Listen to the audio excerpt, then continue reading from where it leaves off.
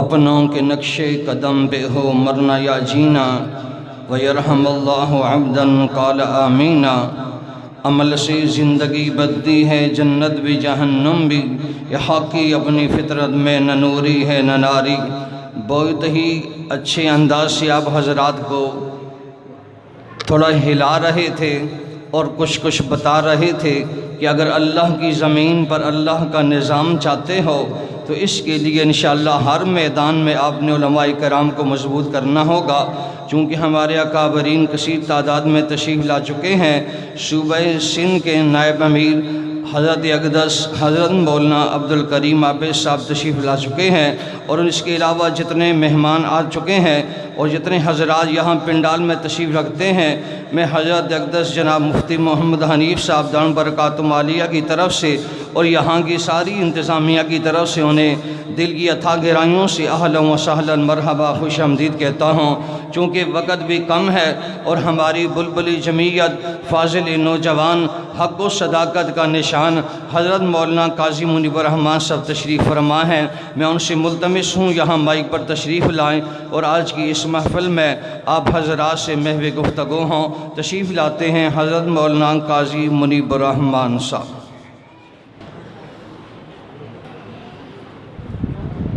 نحمده ونصلي على رسوله الكريم، أما بعد، أعوذ بالله من الشيطان الرجيم، بسم الله الرحمن الرحيم۔ قل هل يستوي الذين يعلمون والذين لا يعلمون؟ قال النبي صلى الله عليه وسلم من يرد الله به خيرا يفقهه في الدين، أو كما قال عليه الصلاة والسلام صدق الله العظيم وصدق رسوله النبي الكريم، ونحن على ذلك من الشاهدين والشاكرين والحمد لله رب العالمين۔ قابل صد احترام معزز مکرم علماء کرام، خصوصاً مخدوم مکرم حضرت مولانا عبدالکریم عابد صاحب دامت فیوزہم، نائب امیر جمعیت علماء اسلام صوبہ سندھ، برادر مکرم مجاہد اسلام حضرت مولانا احسان اللہ ٹکروی صاحب دامت برکاتہم العالیہ، مخدوم العلماء یادگار اسلاف حضرت مولانا مفتی محمد حنیف صاحب، دیگر مہمانان گرامی، جہاں تک میری آواز پہنچ رہی ہے، سننے والی میری ماؤں اور بہنوں، آج کی یہ تقریب در حقیقت فارغ ہونے والی ان عالمات فاضلات کے اعزاز میں ہے جنہوں نے اپنا درس نظامی کا یہ سفر مکمل کیا۔ آج وہ اپنے اس نصاب کا آخری سبق، جو ایک سلسلہ ہے ہمارے اکابر کا، وہ پڑھیں گی اور ان کو معاشرے کے اندر عالمہ اور فاضلہ کہا جائے گا۔ میں سب سے پہلے فارغ ہونے والی ان بچیوں کو، ان عالمات و فاضلات، ان کے والدین اور ادارے کے منتظمین کو مبارکباد پیش کرتا ہوں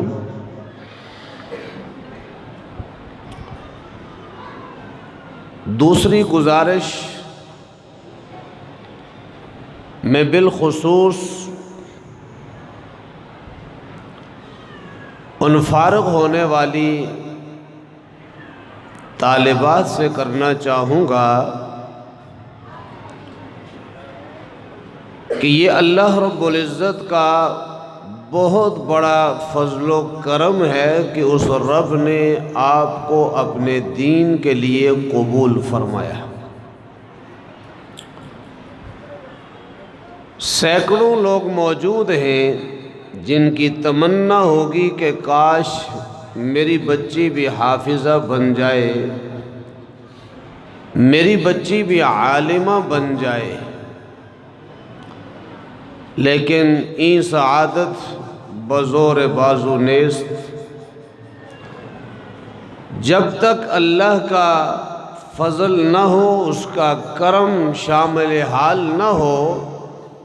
انسان کو یہ سعادت نصیب نہیں ہو سکتی۔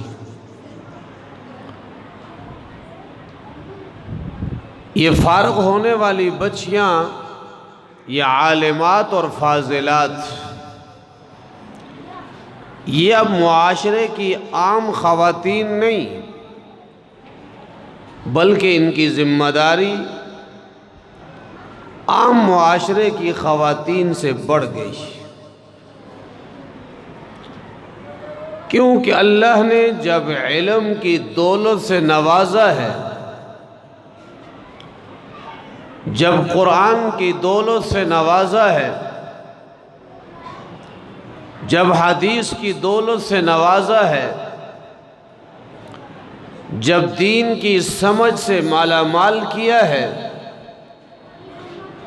تو بلغوا عنی ولو آیا کے تحت اب یہ دین دوسروں تک پہنچانا بھی لازم ہے۔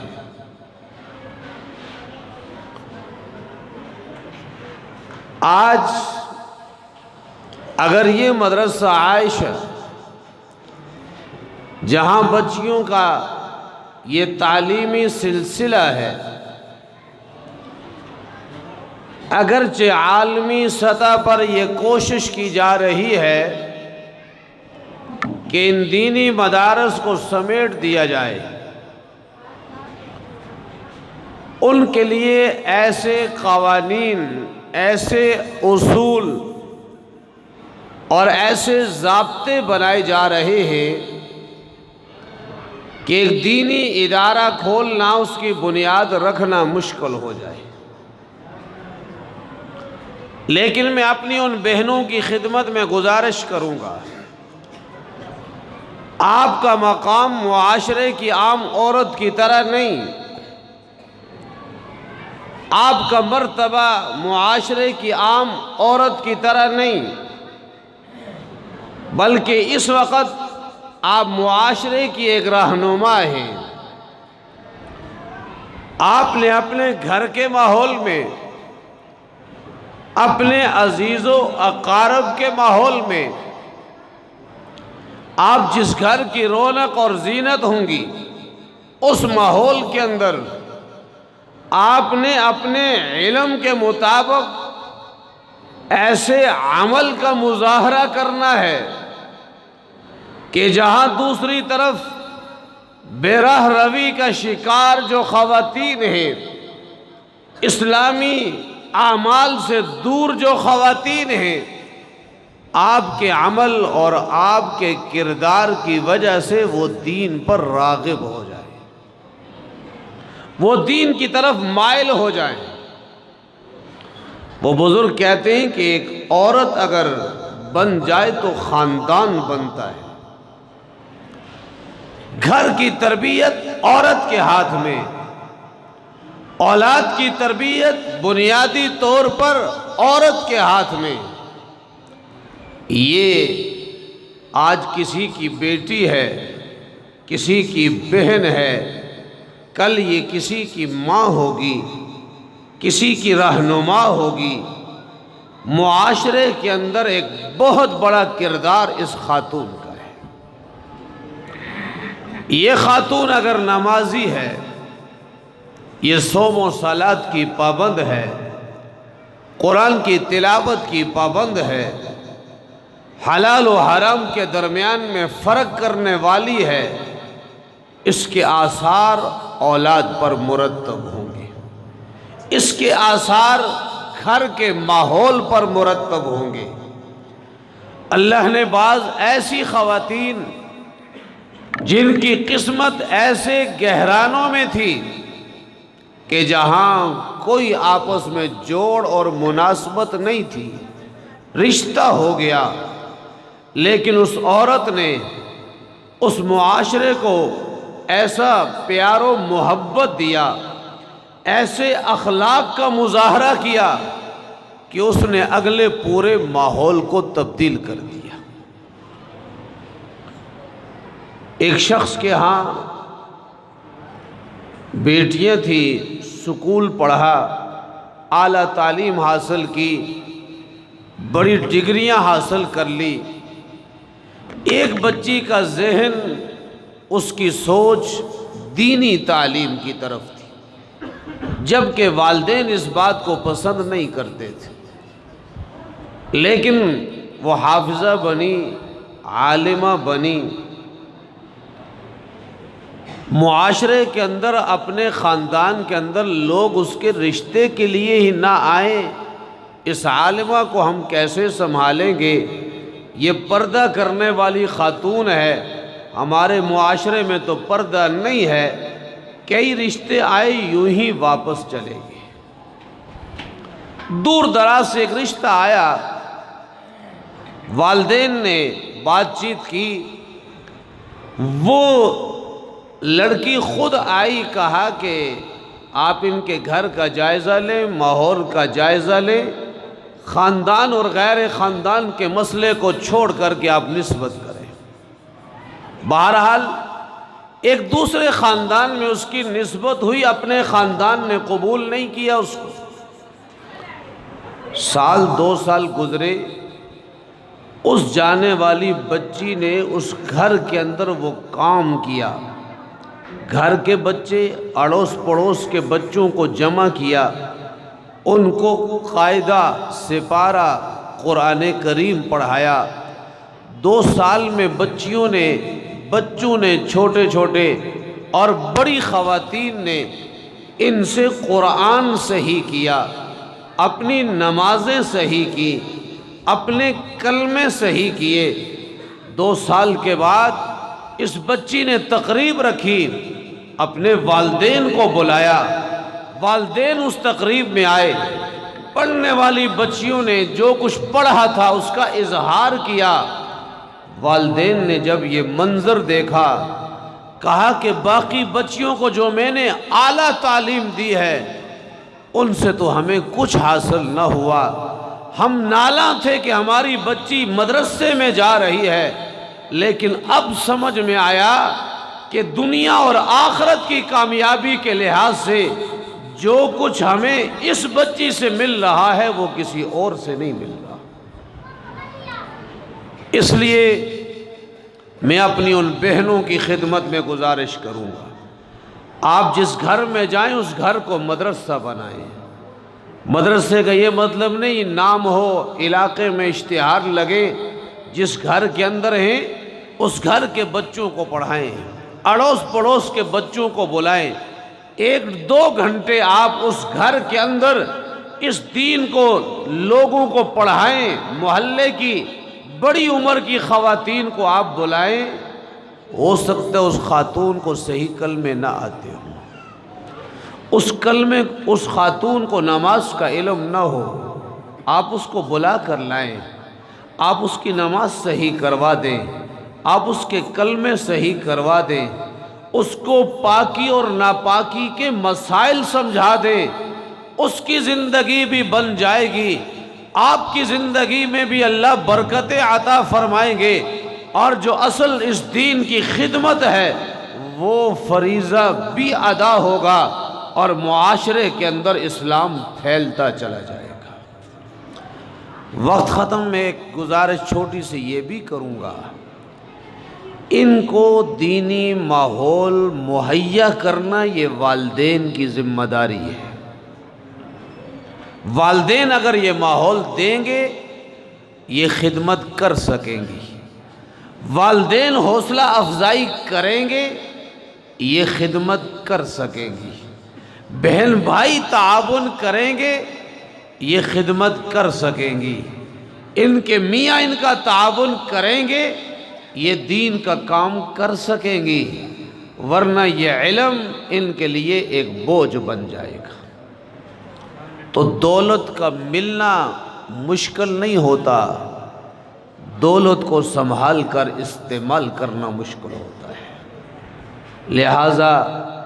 آج ایک طرف جو پوری دنیا اسلام کی مخالفت میں کوششیں کر رہی ہے، وہاں یہ مدارس ہمارے لیے ایک بہت بڑی سعادت کا ذریعہ ہیں، یہ مینارِ نور ہیں۔ اپنے بچوں کو، اپنی بچیوں کو یہاں بھیجیں، انشاءاللہ تعالی یہاں ان کی تعلیم بھی ہوگی، ان کی تربیت بھی ہوگی، اور یہ کل آپ کی نیک نامی کا ذریعہ بنے گی۔ میں ان بہنوں سے کہوں گا، اب آپ نے معاشرے کے اندر جو زندگی گزارنی ہے وہ منفرد زندگی گزارنی ہے، لوگوں کی نگاہیں، خاندان کی نگاہیں، غمی خوشی کی تقریب کے اندر لوگوں کی نظریں آپ پر ہوں گی۔ یہ عالمہ کس لباس میں آ رہی ہے، اس کے ہاں پردے کا اہتمام ہے کہ نہیں ہے، اس کی زندگی کے اندر دینی اعمال ہیں کہ نہیں ہیں، لوگ اب آپ پر نگاہ رکھیں گے۔ لہٰذا آپ اس دین کی نیک نامی، اپنے اساتذہ کی نیک نامی، اپنے ادارے کی نیک نامی کا ذریعہ بنے۔ اللہ کی رضا کے لیے ان اعمال کو اختیار جب آپ کریں گی، انشاءاللہ اللہ کی مدد و نصرت بھی ہوگی،